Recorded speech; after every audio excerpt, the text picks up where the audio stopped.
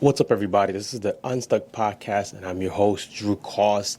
Have you ever wondered why coaches burn out so much and nobody really talks about it? If you've wondered that, or if you're a coach who has been feeling that burnout feeling, this episode is for you.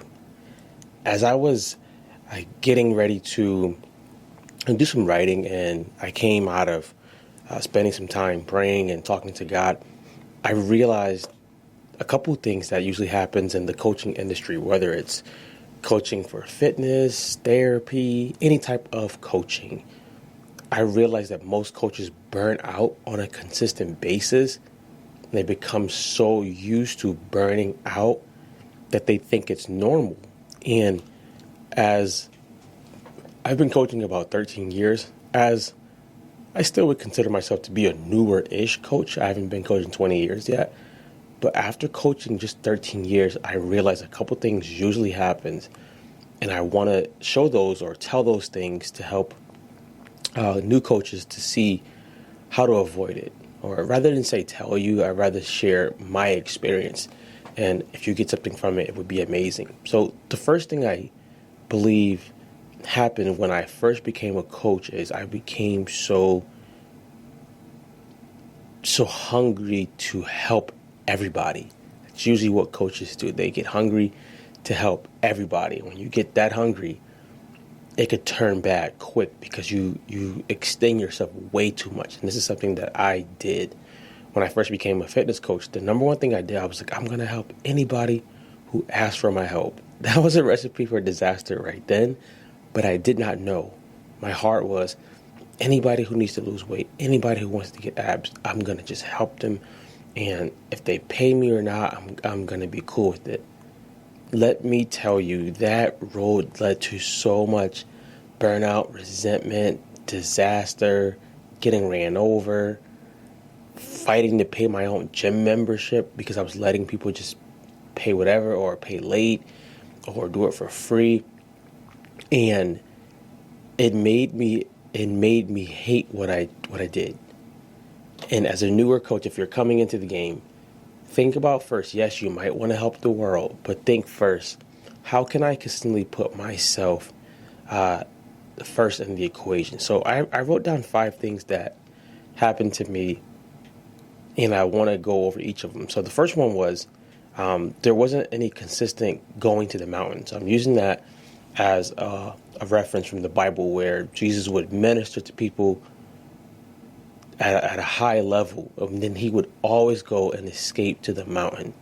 The mountain meant he would go up to a mountain and go pray. He would go pray and just tell God about what happened, get new revelation, get new download. But he was going to the mountain to get away from the people. He was getting away from the people so he can go and be able to serve the people as a leader that needed God. So for me, yes, I was praying and things like that, but I needed to go to the mountain or go to a place consistently more and just release all of it to God. Instead, I would pray, I would spend time with God, but it wasn't for, how do I do this? It was more so, I'm doing this and just bless it. Not so much, how can I do this, or how do you see best fit for me to do this? And I guarantee if I would have asked those questions more, it would have been a lot different. I would have found out that I don't need to follow the same exact path as any other coach. I would have found out that I don't need to go at the speed of every other coach. I could avoid certain things and certain paths. Back then it was, if you want to get good at coaching, you got to go coach at college for free and things like that. And I've seen stories like that turn good, but I've seen a lot of them turn bad. So there was no consistent going to the mountain for me. The second one is I started crowd chasing instead of going deeper with people. And this came from just seeing other coaches do it, like build the biggest platform, build the biggest team and things like that. Even today, if you look at most coaching spaces, most coaches are just chasing to get more people. Yes, networking is important. Yes, building your business is important. At what expense? I've seen amazing coaches go from coaching from the heart and coaching with wisdom and really giving people good stuff to them just chasing big crowds and giving people straight fluff, straight crap. One teacher and coach who I admire and I love his style is Myron Golden. Myron Golden literally teaches about the Bible and the principles of the Bible to help entrepreneurs build better businesses, but he put God's first. He put God first. He puts God first, sorry. And what he does with that also is you don't see him burning out to just get people. He always talks about just go and serve. Go and serve, and the people will come to you. This is something that is really, really tough because you always think, I need more, versus maybe this is not the time for more, maybe this is deeper.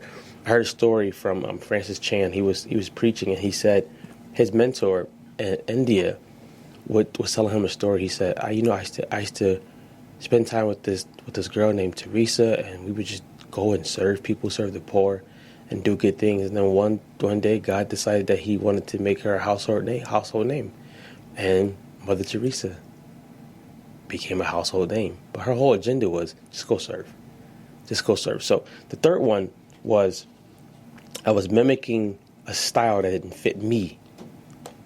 My style is to serve people, and my style I know now is to serve a group of people similar to what I'm doing now. That's my style.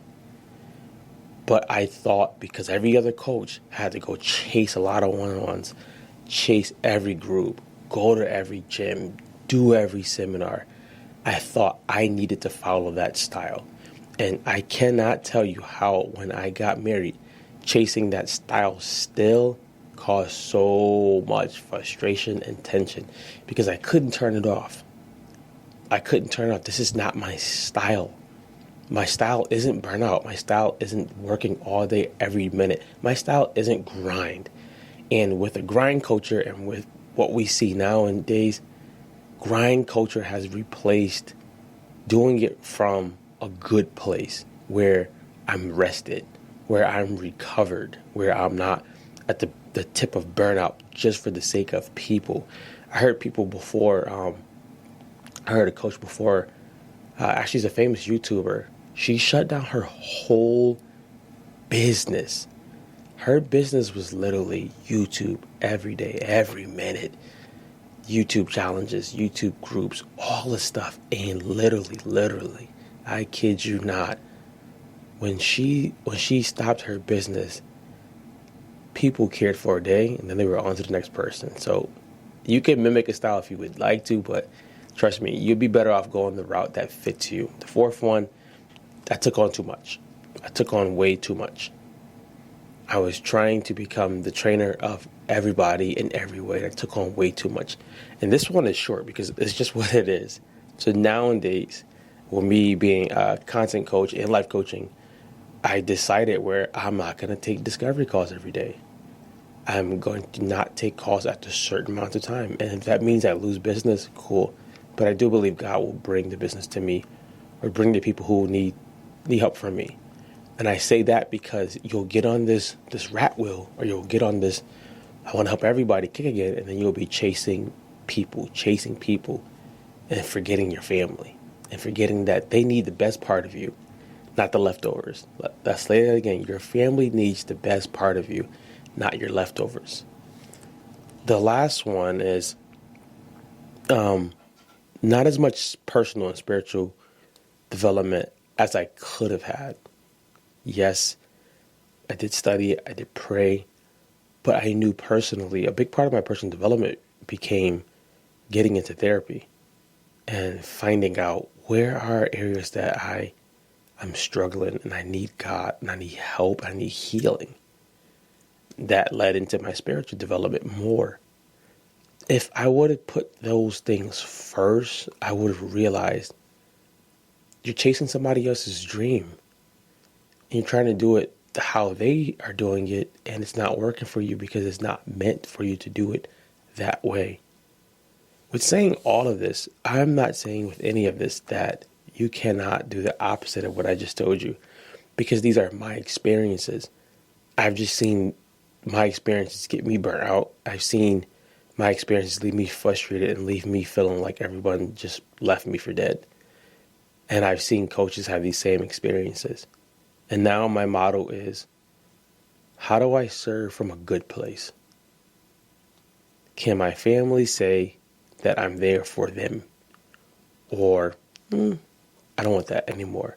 And I'm pretty sure as a coach, you don't want that either, because you're getting into this because you want to help people the right way. And the first person you need to help the right way is yourself. Get unstuck, guys, and go be great.